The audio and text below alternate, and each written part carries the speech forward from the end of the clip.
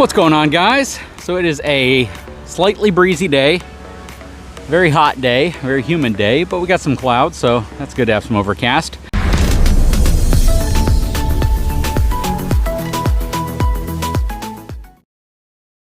Today's project is, or at least has changed a little bit.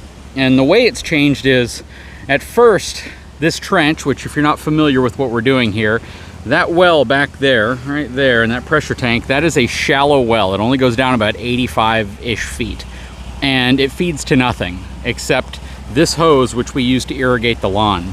And my goal here was to trench from there all the way over to here so I could have a bib that we're going to install over there so I can use the water for irrigation. But the challenge that I think, or at least probably the more common sense approach to doing this, is not to drop this hose in there, even though this is one of those ranch 3/4 inch inner diameter hoses. These things are super durable, but even though it would probably be okay putting it in there, the problem I really run into is the expansion and contraction of the hose when you use it, or when it gets hot, or when it gets cold, and it's going to constantly be pulling on some area. And with sand on top of it, if I spring a leak, if a gopher chews through it, something happening, I just won't know. And I just want to mitigate the number of risks or chances for a water leak occurring underground. I guess the one way you could really spot it out is if you have a really nice area of growing grass and the rest of it's not. Anyways, what we've decided to do with the mini excavator is to go ahead and put down 3/4 inch PVC pipe. Now, a lot of people are going to ask, why am I using 3/4 inch PVC pipe from there to here? Why wouldn't I use 1 inch PVC pipe, or even 1 1/4? The main reason I'm using 3/4 inches is because if you look at the windmill right there, there's a pump that's underground, and it has PVC that runs over to the holding tank, which then runs to the pressure tank with another pump. And the piping coming from the well is only a 3/4 inch pipe. So unless I swap all the pipe out, what's going to end up happening is I'm going to use more water through here than I'll be able to replenish in the actual holding tank. And I wanted to be able to match the systems. Now again, this hose right here is 3/4 inch inner diameter, and I've had plenty of water pressure, plenty of flow to be able to water the areas of the yard around the house that I want to water. So I don't think using 3/4 inch PVC is going to be any hindrance at all or create any restrictions. It's actually probably going to help, simply because the interior of the PVC is going to be a lot smoother, and it's going to allow water to flow through it a little easier than that rubber hose will. Now, it's not going to expand and contract the same way as a rubber hose, which is actually a good thing. It's Schedule 40 pipe, and yeah, we're going to dig this significantly deeper to put that in place. We'll probably go down at least a foot, maybe a little deeper than that, with the mini excavator. Now I got my buddy Mark over here. He's going to help me out. Digging out the roots over here is pretty insane. We had some crazy thick roots near these live oaks. See if I can find a remnant of one. Some of them were probably 4 inches in diameter. We cut through them right about this area. You can see this little indentation right here. This is where one root went through. The excavator pulls them up like they're nothing.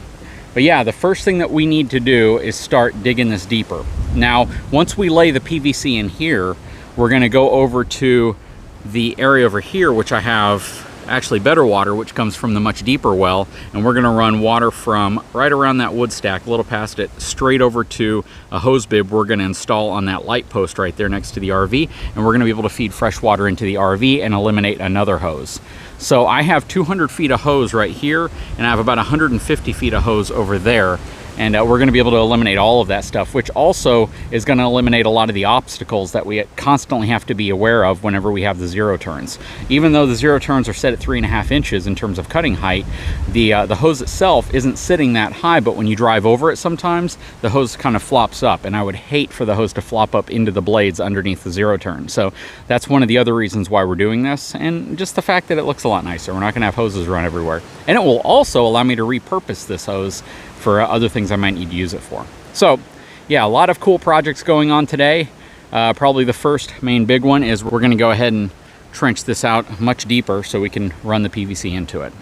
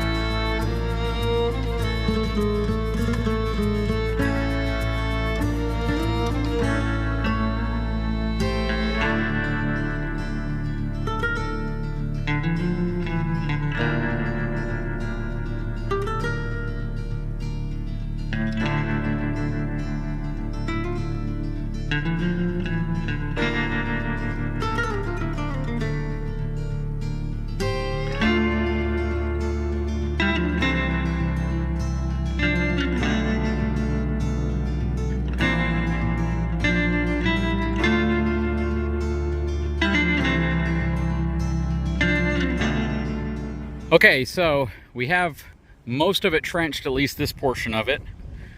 Trenched down very nicely. It was super, super soft over here until we got to about here. Then it was just really a piece of cake. I mean, that trenching attachment just worked beautifully. So we are almost to the end over here. We got about 15 feet around that mesquite tree that I got to get underneath before we can do the rest of the pipe there. Then I have another trench that I got to make from here over to here. And that one will actually feed to the RV. But it's coming along. Got a little bit of a hand digging we'll have to do right in the center right there where some of it kind of collapsed in a bit. But yeah, we're about, I'm gonna say we're probably about 15 inches below ground. So we're doing pretty good.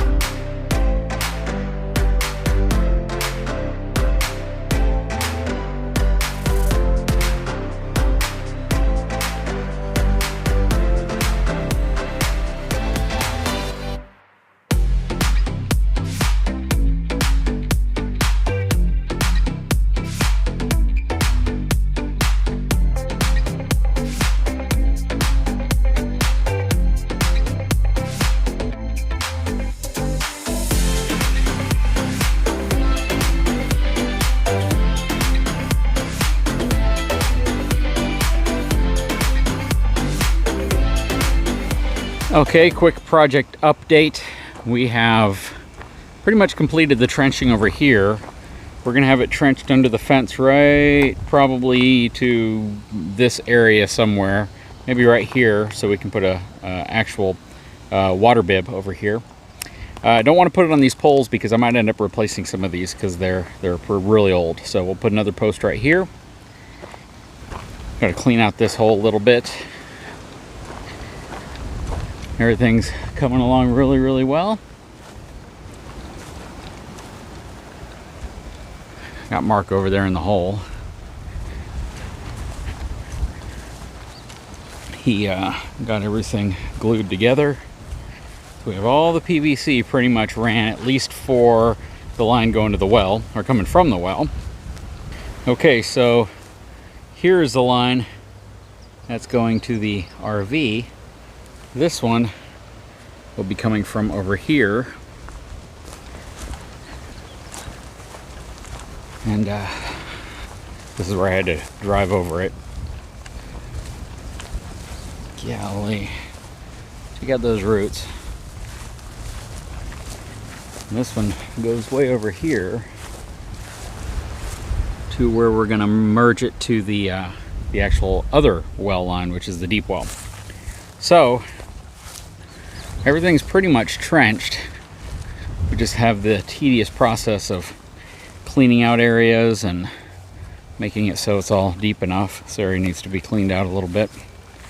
Okay, so long day. We've completed the shallow well side for irrigation. Got my dad out here. Got my electric e-bike too.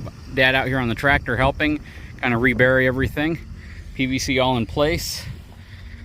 So we no longer have to run a hose from here. I'm about to open this up for the first time just by twisting this. And I hear the water coming. I don't even know if I need to open it up all the way, to be honest with you. And then just to make sure we got water, we do.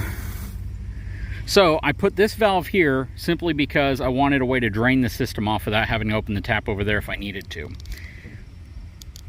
It's holding pressure. Everything looks like it's coming along really well at this point. So now all I need to do is go to the other end and see if we have water over there. Okay, so here we go.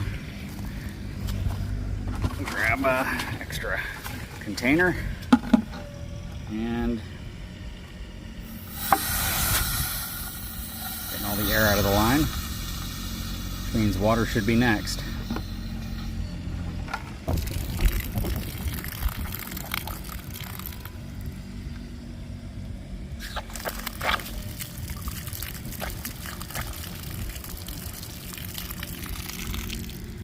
All right, so as you can tell, the sun has set. We've been out here working all weekend on this, or at least all day Saturday.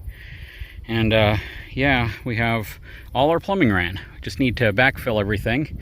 This goes to the deep well, which feeds a line over here. We had to move a bib from over there to over here because we couldn't splice the line in between, if that makes sense.